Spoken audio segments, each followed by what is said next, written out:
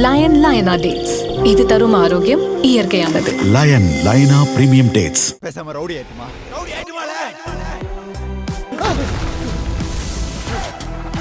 இந்த கொள்ளையை அடிச்சதுனால தான் உங்க கரூர் கம்பெனி ஓனர் ஒருத்தர் எங்க இருக்காருன்னே தெரியாம ஓட்டு ஓட்டு ஓட்டு ஓட்டு ஓட்டு ஓட்டு ஓட்டு ஓட்டு வராம் பாரு வேட்டக்காரன்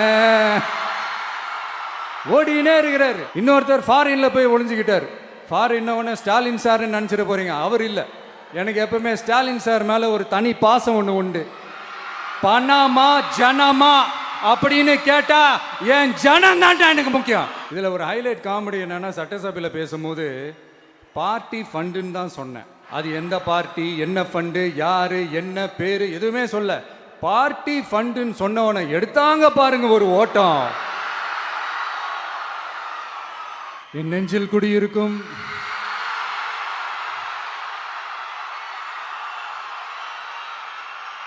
கரூர் சொந்தங்கள், உங்கள் அனைவருக்கும் என்னுடைய வணக்கம்.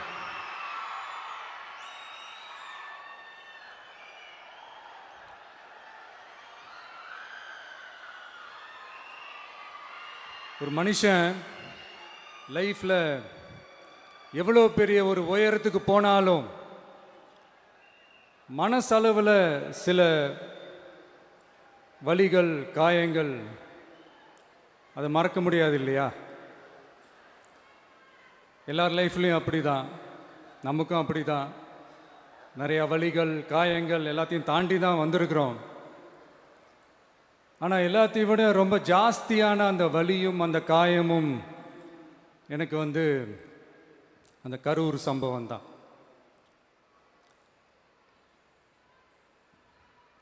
மக்களை சந்திக்கணும், மக்கள் பிரச்சனைகளை எடுத்து பேசணும். அதுக்காக தான் அந்த மக்கள் சந்திப்பு பயணத்தை தொடங்கி திருச்சி, அரியலூர், நாகப்பட்டினம், திருவாரூர், நாமக்கல், கரூர் அப்படின்னு சொல்லிட்டு போயிட்டு இருந்தோம். அரியலூரில் அந்த மீட்டிங் முடிச்சுட்டு பெரம்பலூர் போகிறதுக்கு முன்னாடி அந்த பெரம்பலூர் போலீஸ் எங்களை அலர்ட் பண்ணாங்க. சரிங்க, கூட்டம் கொஞ்சம் ஜாஸ்தியாக இருக்குது, லேட் ஆகிடுச்சு, வராதிங்க அப்படின்ட்டு. So we had no choice. Police சொன்னால் நம்ம அதை ஒபே பண்ணி தானே ஆகணும்.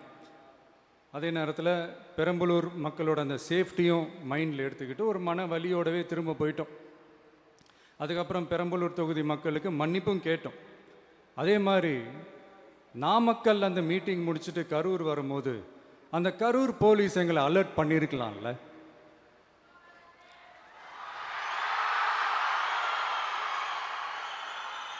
இல்லை சார், இங்கே எதிர்பார்த்ததை விட கொஞ்சம் கூட்டம் அதிகமாக இருக்குது, கண்ட்ரோல் பண்ண முடியல, வராதிங்க. அண்ட் போலீஸ் நினச்சா அவங்க அந்த மீட்டிங்கே கேன்சல் பண்ணலாம். ஏதோ தப்பாக இருக்குது, ஏதோ தப்பாக தோணுது அப்படின்னு நினச்சிட்டாலே they have all the rights to cancel the meeting. எங்ககிட்ட கேட்கணும்லாம் ஒன்றும் அவசியமே கிடையாது. ஆனால் அதையெல்லாம் எதுவுமே செய்யாமல் அந்த ஹைவேல இருந்து அந்த ஸ்பாட்டுக்கு போலீஸே எங்களை உள்ளே கூட்டிகிட்டு வந்து விட்டு அந்த நாடகம்லாம் இருக்கு பாருங்க.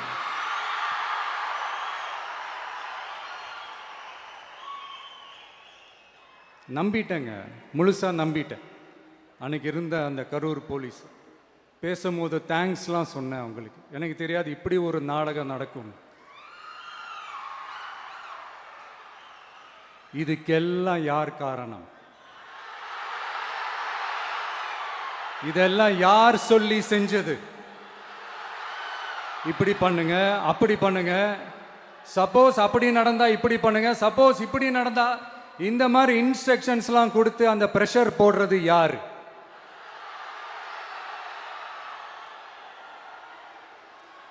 அந்த சம்பவத்தில் நம்ம யாரெல்லாம் இழந்திருக்கோம் தெரியுமா?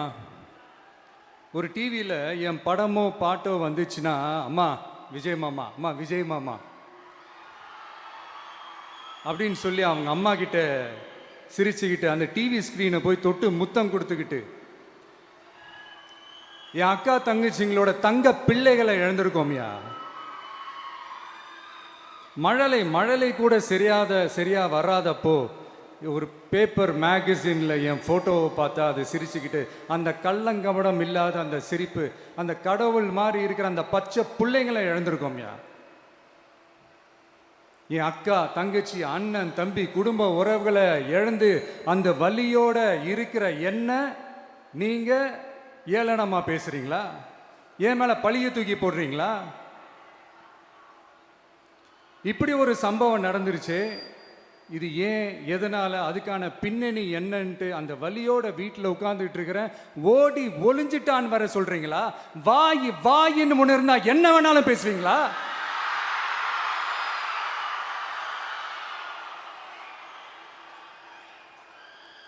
மக்களே, நான் உங்களையே கேட்குறேன். அன்னைக்கு அத்தனை க்ரௌடு இருந்துச்சு. அந்த க்ரௌடுக்கு தகுந்த மாதிரி போலீஸ் பாதுகாப்பு கொடுத்தாங்களா?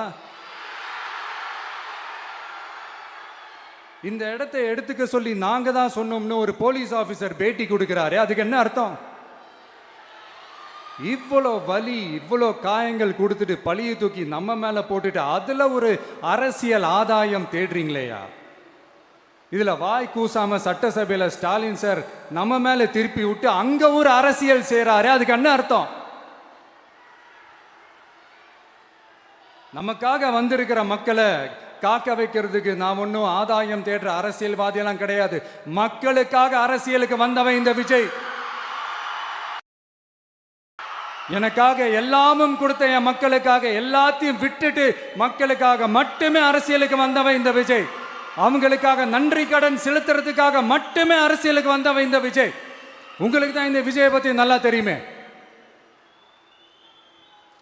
ஆனா நம்ம எல்லாருக்குமே இத்தனை வலிகள், காயங்கள் கொடுத்தவங்களுக்கு இந்த 2026 தேர்தலில் தக்க பதிலடி கொடுத்துட்டீங்க. ஆனா அது மட்டுமே பத்தாது மக்களே, அது மட்டுமே பத்தாது. காலகாலத்துக்கும் எழுந்திருக்கவே முடியாத அளவுக்கு நிரந்தரமான ஒரு பதிலடியை நீங்க கொடுத்துக்கிட்டே இருக்கணும்.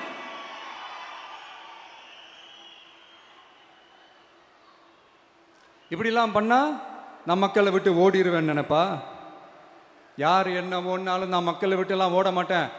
அன்னைக்கும் சொன்னேன், இன்னைக்கும் சொல்றேன், நாளைக்கும் சொல்றேன், தில்லா சொல்லுவேன், கெத்தா சொல்லுவேன்.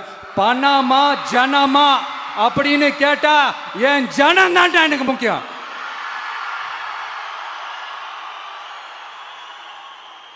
மக்களே, உங்களை விட எனக்கு இந்த காசு பணம் முக்கியமா என்ன? இவ்வளோ குறைகள் நம்ம மேல சொல்றாங்களே, இப்போ நான் சொன்ன மாதிரி அவங்களால ஓப்பனா சொல்ல முடியுமா? அந்த தில்லு இருக்கா, திராணி இருக்கா? ஒரு கிடையாது. ஆனா நம்ம மக்கள் அமைச்சு கொடுத்த நம்ம அரச குறைகள் மட்டும் டிசைனா, மாடலா குறைகள் மட்டும் சொல்லுவாங்க. ஒவ்வொரு டிபார்ட்மெண்ட்லயும் அந்த பார்ட்டி ஃபண்ட், அந்த கட்சி நிதின்ற பேர்ல அடிக்கிற கொள்ளையெல்லாம் இந்த தீய சக்தியா இருக்கட்டும், தீந்து போன சக்தியா இருக்கட்டும், ரெண்டு பேரும் மாறி மாறி இதே தான் செஞ்சிட்டு இருக்கிறாங்க. இதுல ஒரு ஹைலைட் காமெடி என்னன்னா, சட்டசபையில் பேசும்போது பார்ட்டி ஃபண்டுன்னு தான் சொன்னேன்.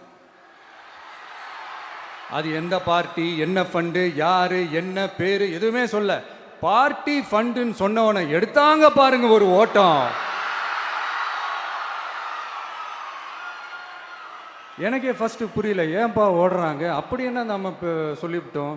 அதான் அந்த குற்றம் உள்ள நெஞ்சுக்கு தான் குறுகுறேங்கும்.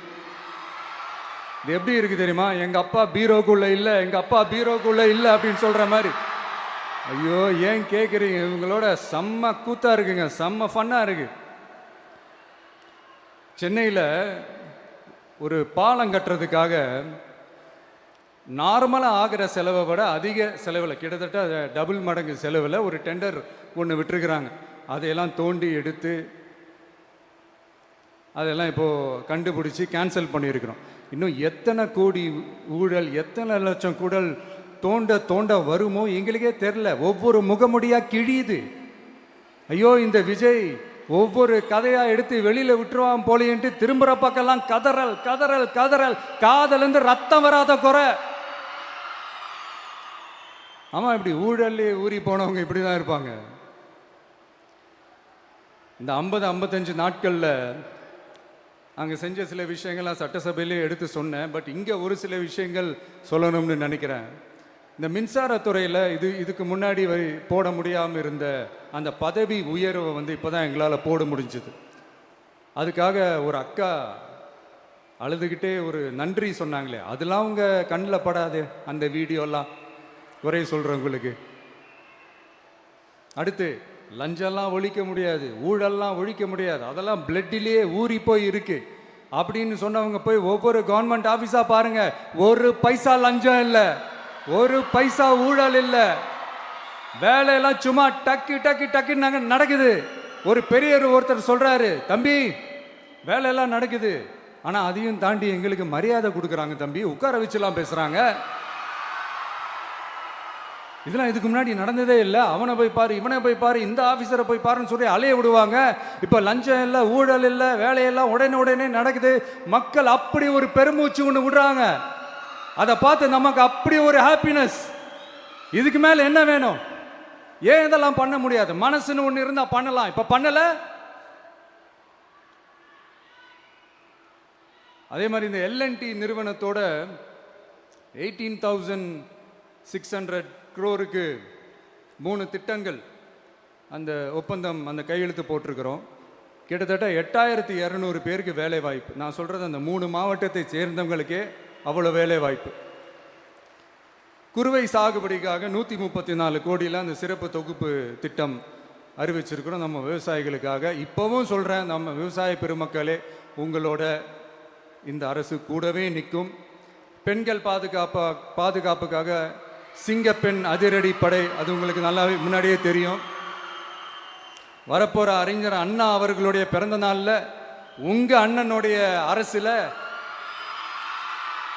தாய் மாமன் தங்க மோதிர திட்டம் அறிவிக்கப்படும். இதெல்லாம் கேட்டாங்களே, வாக்குறுதி கொடுத்தீங்களே, என்னாச்சுன்னு. இந்த தீய சக்தி மாதிரி ரியல் தாய் மாமன்லாம் கிடையாது, ரியல் தாய் மாமன். எப்படி? ரியல் தாய் மாமன்.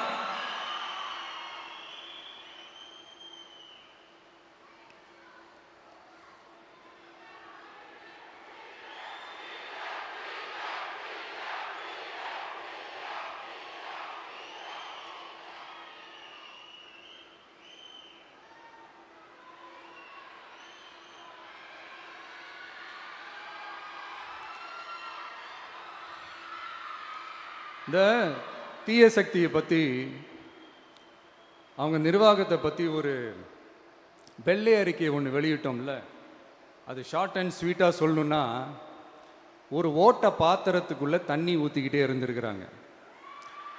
பாத்திரம் எம்டியாகவே இருந்திருக்கு, ஆனால் ஊற்றின தண்ணி தான் எங்கே போச்சுன்னு தெரில. கடவுளுக்கு தான் வெளிச்சம். அது மாதிரி இப்போ நம்ம சொன்னதெல்லாம் வந்து சும்மா ஒரு சாம்பிள் தான். இன்னும் வரப்போகிற நாட்களில் உங்கள் அரசனுடைய அந்த விஸ்வரூபத்தை நீங்கள் பார்ப்பீங்க. அடுத்து வாயத்துறங்க சிஎம். அடாடா, உங்கள் சிஎம் நெஞ்சிலேயே குத்திட்டு வந்தீங்க பாருங்க, அதெல்லாம் வேற லெவல். பேசுங்கன்றீங்க, பேசுனா எந்திரிச்சு ஓடிடுறீங்க.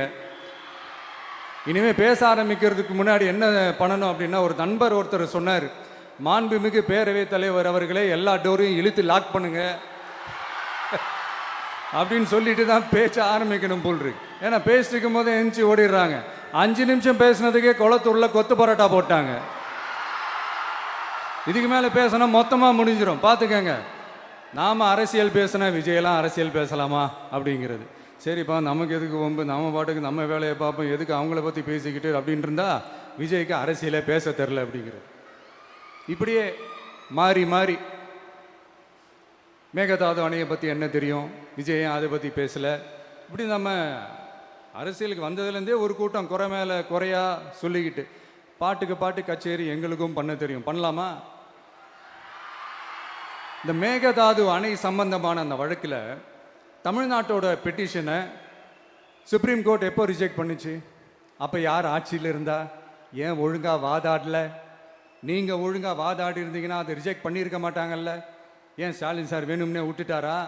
ஏன் இப்படிலாம் கேள்வி கேட்கலாமா? இப்படிலாம் கேள்வி கேட்டால் தான் மேகதாது அணையை பற்றி பேசுனதா அர்த்தமா? ஏன் அந்த ஸ்டேட்டு சிஎம் பேசுகிறாரு, நீங்கள் ஏன் பேசலை அப்படின்னா நம்ம ஸ்டேட்டோட உரிமையை எங்கே நிலைநிறுத்தணுமோ அதுக்காக வேலை பார்க்குறது மட்டும்தான் முக்கியம். சும்மா சவால் விட்டுக்கிட்டு சீண்டி பார், நான் யார் தெரியுமா, தொட்டு பார், இப்படிலாம் பேசிக்கிட்டு இருந்தால் வேலைக்கு ஆகாது. சும்மா பேசி பேசி பிரச்சனையை வளர்த்துக்கிட்டு யார் மேலே அது பழியை தூக்கி போட்டுட்டு அப்புறம் மக்களை அம்போன்னு தெருவில் விட்டுட்டு இப்படி தான் ஒரு அரசியல் பண்ணணும்னா அந்த அரசியல் நமக்கு தேவையும் இல்லை, அதை நம்ம செய்யவும் போகிறதில்ல. Talk less work more mode தான், அதுதான் நம்ம பாலிசியே. அதனால தான் சட்டசபையில் அந்த அரசினர் தீர்மானம்னு சொல்லி ஒன்று கொண்டு வந்தோம். அது எப்படி டு டேக் இட் ஃபார்வர்ட் எப்படி கொண்டு போகணுமோ அதை சரியாக செய்வோம். சென்ட்ரல் கவர்மெண்ட்லேருந்து அந்த டீலிமிட்டேஷனை திரும்ப கொண்டு வர போகிறதா ஒரு பேச்சு ஒன்று அடிபடுது. யார் என்ன டீலிமிட்டேஷன் கொண்டு வந்தாலும் தமிழ்நாடு அது ஒத்துக்காது. நமக்கான இடத்தை யாரும் பறிக்கவும் முடியாது, அது பறிக்கவும் விட மாட்டோம். இப்படி நாம் இருக்கும் போது இந்த தீய சக்தி திமுக எங்கே போய் நிற்குது, யார் கதவை தட்டிக்கிட்டு நிற்குது, அது உங்களுக்கே நல்லா தெரியும். மக்களே, இந்த தீய சக்தியும் தீந்து போன சக்தியும் வேறலாம் இல்லை, கூட்டு களவாணிங்க. சொல்ல முடியுமா அவங்களால?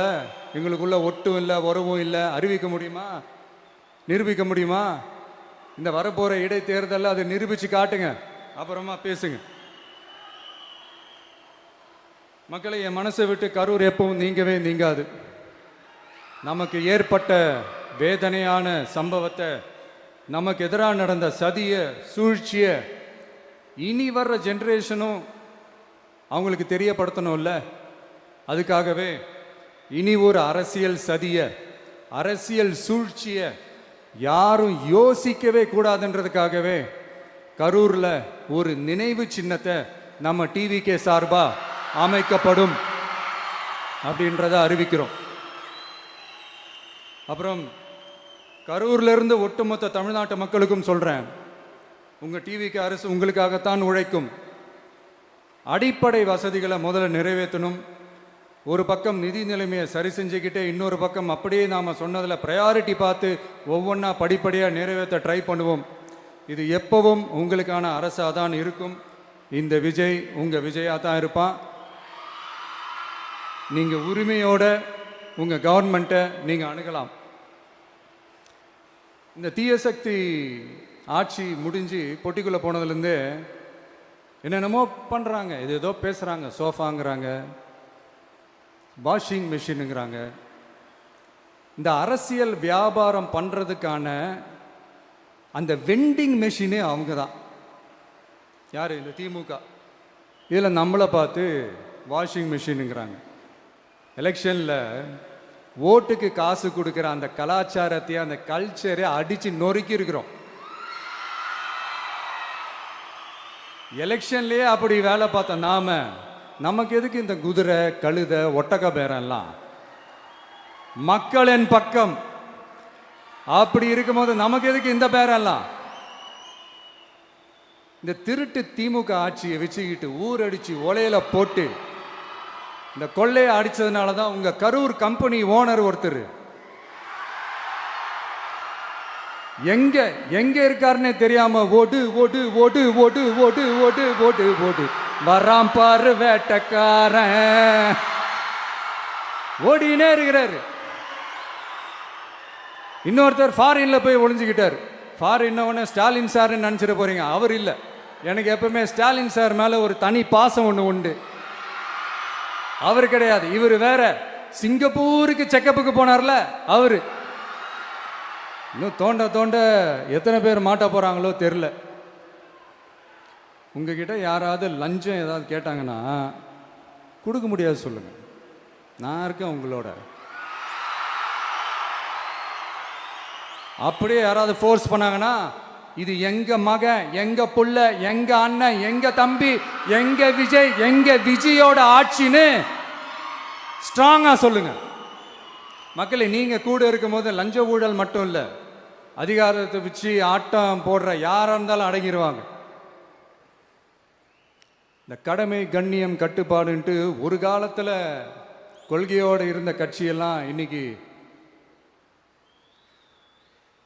எப்படி இருக்கான்னு உங்களுக்கே தெரியும். அதாவது இந்த டிவிகே கட்சியோட தலைவரை எதிர்க்கிறதுல ஒரு நியாயம் இருக்கு. ஏன்னா உங்க பொழப்பில் மண்ணள்ளி போட்டான்.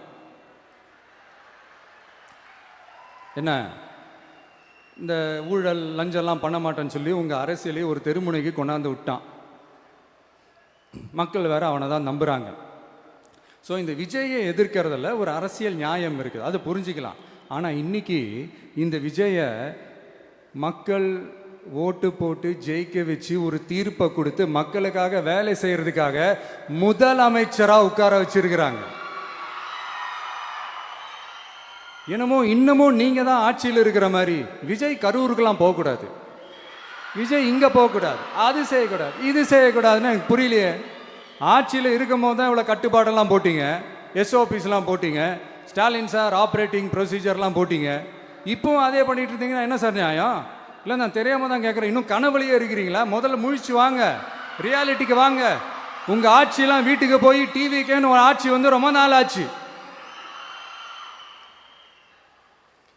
ஒழுங்கா படி என்று சுப்ரீம் கோர்ட் ஓங்கி மண்டேலியே நறுக்கு நறுக்கு நறுக்கு என்று செம்மட்டியாலே அடிச்சும் இந்த திமுக முழிச்சிக்கல அப்படின்னா அப்போ கொஞ்சம் கஷ்டம்தான். வெற்றி தோல்வியெல்லாம் அரசியல் சகஜம் சார். அதுக்காகலாம் வெறி பிடிச்சி இந்த பதவி வெறி பிடிச்செல்லாம் அலைய தேவையில்லை. நல்ல விதமாகவே சொல்கிறேன், நியாயமான அரசியல் பண்ணுங்க. ஓ, அதுதான் உங்களுக்கு தெரியாதுல்ல? இந்த தீய சக்தி திருத்தவும் முடியாது, அவங்களா திருந்துவாங்கன்னு பார்த்தா அதுவும் நடக்க போகிறதில்ல. அதனால் வரப்போகிற இடைத்தேர்தலில் மக்களே இந்த தீய சக்தி திமுகவை நல்லா வெச்சு வெளுத்து விடுங்க. கான்ஃபிடண்டா இருங்க மக்களே, நல்லதே நடக்கும், வெற்றி நிச்சயம்.